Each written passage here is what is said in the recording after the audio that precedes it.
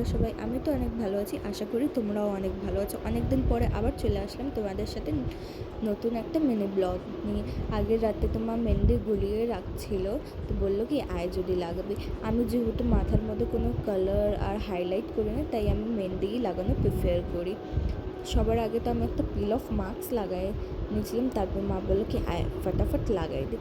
তারপরে আমাকে তো মা মেহেন্দি লাগাই, আর এই মেহেন্দিটা দিয়ে না অনেক ভালো ডার্ক কালার আসে মাথার মধ্যে। তোমরাও যদি জানতে চাও এই মেহেন্দির মধ্যে কী কী দিচ্ছি আমি মেহেন্দিটা ডার্ক করার জন্য, আমাকে তোমরা কমেন্ট করে আমি তোমাদেরকে বলে দেবো। আর যাদের তো সাদা চুল তাদের তো একদম হাইলাইট হয়ে যাবে। তা শুকাইতে শুকাইতে তো আমি টিভি দেখছিলাম, টিভি দেখতে দেখতে অনেক দেরি হয়ে গেছে।